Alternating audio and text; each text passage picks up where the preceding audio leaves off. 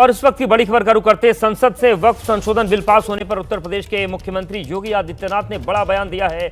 उन्होंने कहा कि लूट का माध्यम बन गया था वक्फ बोर्ड। वक्फ की जमीन को अब कोई बोर्ड कब्जा नहीं कर सकता।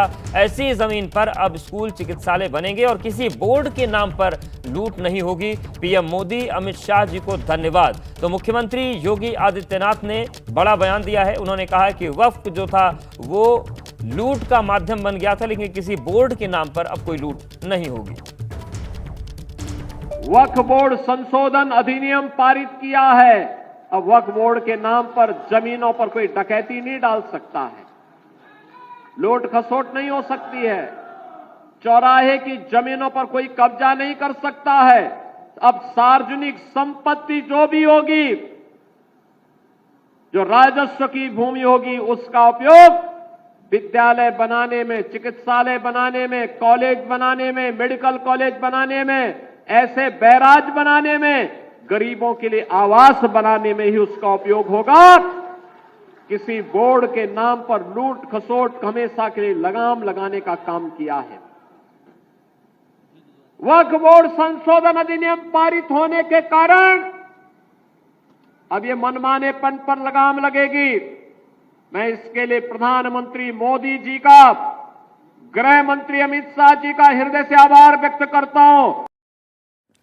तो मुख्यमंत्री योगी आदित्यनाथ को आपने सुना, वो कह रहे हैं कि जो वक्फ बोर्ड था वो लूट का माध्यम बन गया था और वक्फ के नाम पर जिस तरीके से सार्वजनिक संपत्तियों की लूट हो रही थी, उस पर अब वक्फ संशोधन बिल से रोक लगेगी। और इस बात के लिए उन्होंने प्रधानमंत्री और गृह मंत्री का धन्यवाद भी दिया है। हमारे साथ हमारे सहयोगी बलराम पांडे जुड़ गए। बलराम, मुख्यमंत्री योगी आदित्यनाथ ने बड़ा आक्रामक और बड़ा बयान दिया है और निश्चित तौर से इस पर अब राजनीति का नया सिरा उत्तर प्रदेश में खुल जाएगा।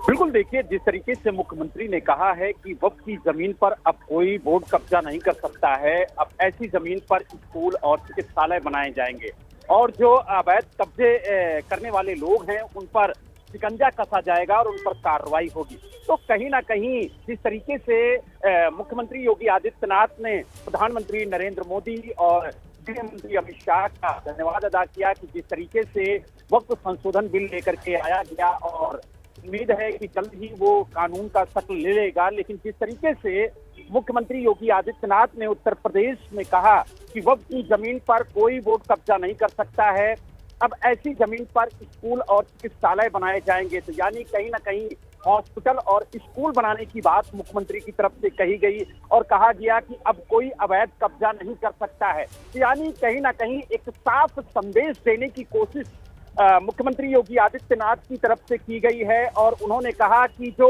लूट का माध्यम बना था बोर्ड, वो चंद लोगों के लिए बना था, लेकिन अब ये बंद होगा।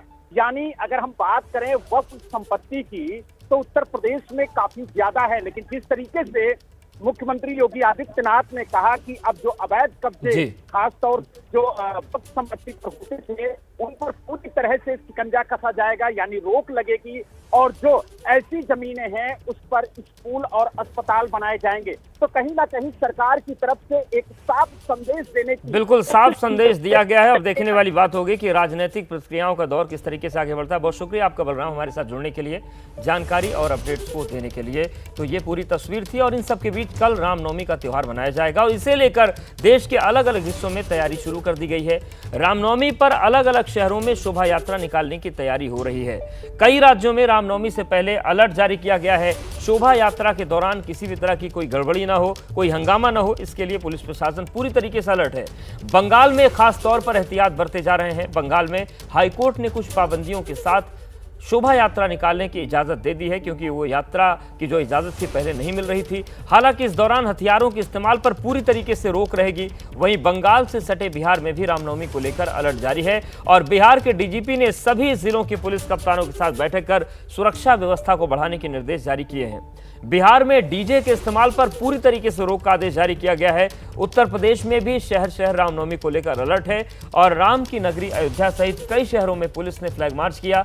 महाराष्ट्र महाराष्ट्र में भी रामनवमी को लेकर सुरक्षा के सख्त इंतजाम किए गए हैं। मुंबई, नागपुर सहित कई जिलों में सोशल मीडिया पर निगरानी की जा रही है और ड्रोन से संवेदनशील इलाकों पर नजर रखी जा रही है ताकि रामनवमी पर किसी तरीके की अप्रिय स्थिति न बने, क्योंकि बीते सालों में जिस तरीके से रामनवमी पर विवाद की स्थिति बनी उसको लेकर यह एहतियात बरता जा रहा है। पश्चिम बंगाल में रामनवमी को लेकर सियासत शुरू हो गई है, वहीं इस मुद्दे पर जुबानी जंग भी तेज है।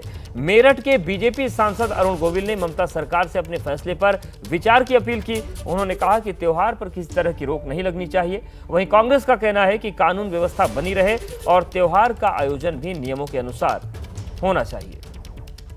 सरकार से ये अपील करना चाहूंगा बंगाल की कि वो इस बात को एक बार फिर से सोचें, क्योंकि जुलूस निकालने में, और जुलूस जो रामनवमी का जुलूस होता भी है, जहां भी होता है, हमने देखा है, बहुत सारी जगह देखा है, बल्कि मैं कितनी बार मैंने रामनवमी के जुलूस में खुद अटेंड किया है, बहुत ही शांतिपूर्ण होता है। उसमें कहीं कोई एग्रेसिवनेस या इस तरह की कोई बात तो होती नहीं है बिल्कुल भी। और आज पूरा देश जय श्री राम के नारों से गूंजता है, उद्घोष है ये।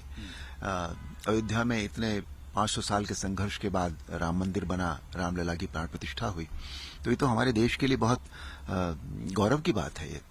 तो मुझे लगता है सरकार को एक बार फिर से अपने इस फैसले पर जरूर सोचना चाहिए। वहाँ एक निर्वाचित सरकार है, उनका एक अधिकार है कि कानून व्यवस्था वहाँ बनाए रखें, और वहीं धार्मिक अभिव्यक्ति, प्रैक्टिस ऑफ द रिलीजन भी अधिकार है। नियम कानून के दायरे में भगवान राम जाने जाते हैं अपनी मर्यादा के लिए, तो उनकी रामनवमी मर्यादा के अनुसार बनाने की छूट भी होनी चाहिए, पर नियमों के अंतर्गत। और बीजेपी नेता दिलीप घोष ने बंगाल में रामनवमी को लेकर चल रही सियासत के बीच बड़ा बयान दिया। उन्होंने आरोप लगाया कि बंगाल पुलिस पहले झगड़े कराती है और उसके बाद कोर्ट में कहती है कि दंगा हुआ। उन्होंने आगे आरोप लगाया कि रामनवमी जुलूस न निकले इसलिए बंगाल में जगह जगह दंगे कराए जा रहे हैं। तो वहीं टीएमसी ने बीजेपी पर सियासत करने का आरोप मढ़ा है। बीजेपी ये लेके राजनीति करते हैं। मैं तो खुद ही कहता हूँ जय सिया राम, क्या मुश्किल है इसमें। ममता जी से जरा ज्यादा धार्मिक व्यक्ति कम है, हिंदू हो चाहे मुस्लिम हो चाहे सिख हो चाहे शाही हो, सबको बस उन्होंने और हर धर्म को उन्होंने सम्मान करते हैं, नमन करते हैं। तो बंगाल में रामनवमी पालन में कोई तकलीफ एक स्थान पर नहीं होगी, ये गलत बात है। वोट को विभाजन के लिए, हिंदू मुस्लिम को विभाजन के लिए एक कोशिश जारी है।